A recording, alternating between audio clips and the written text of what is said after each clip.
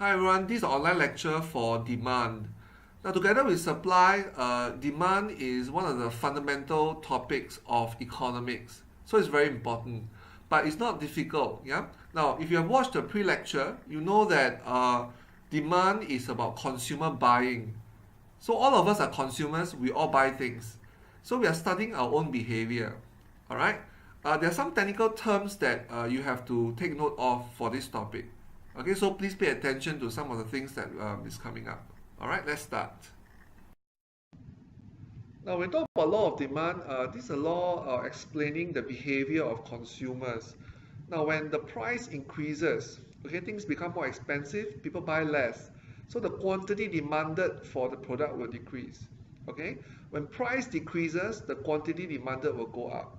Okay, so overall, what we say we said in lecture was that when things are more expensive, people buy less. When things are cheaper, people buy more. Now, I mentioned that this is not the only law of demand there is, but at this level, right, this is the only law that we will use, and it explains most of consumer behavior.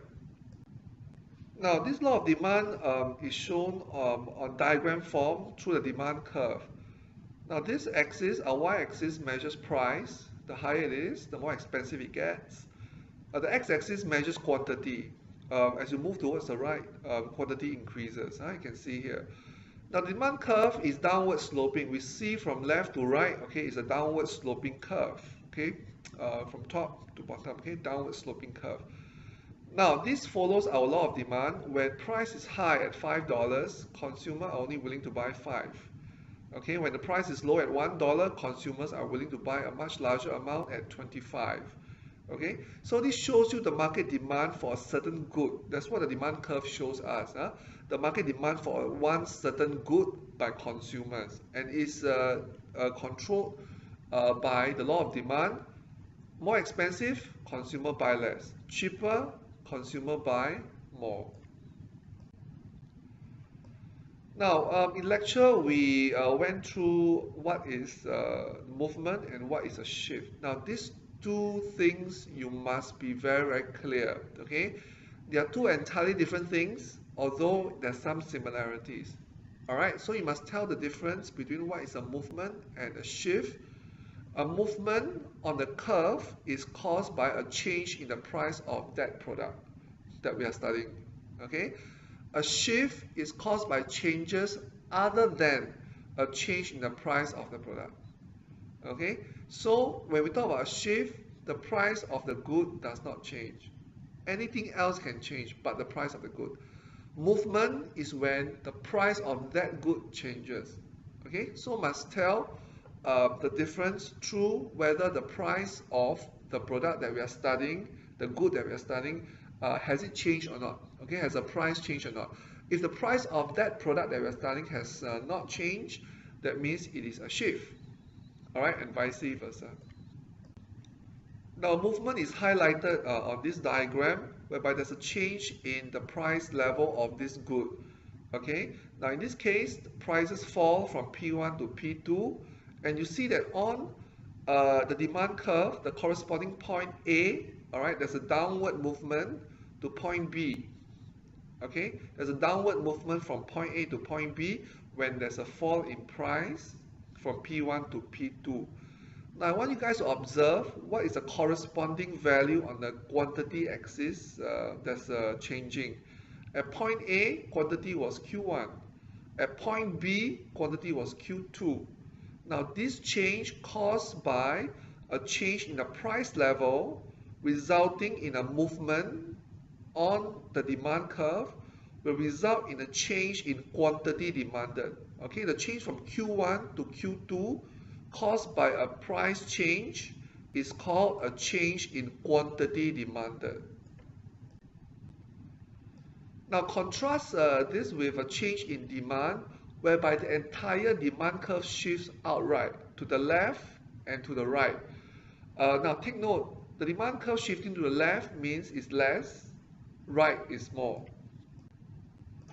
Now, the change in demand is represented by a shift of the demand curve on the diagram. Now, demand curve D1 can shift to the right That means consumers are buying more, or shift to the left when consumers are buying less. Now we explained this in lecture that when the price remains the same, consumers are buying more or buying less. Now this has got nothing to do with the change in price because price did not change, and yet consumers are buying more or buying less. Okay, now so this kind of behavior is represented by a shift in the demand curve, whereby consumers change the amount that they buy when the price of the product did not change. Now we also discussed in lecture that population size can change the market demand for a certain good.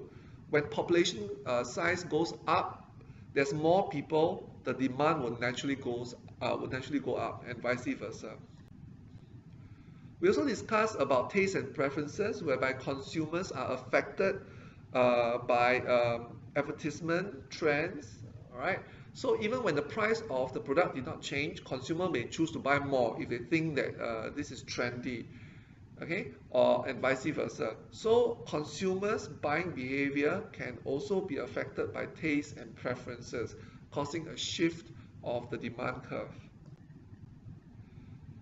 We also discussed expectation. When the price did not change, of the product did not change, but consumer feels that it may change.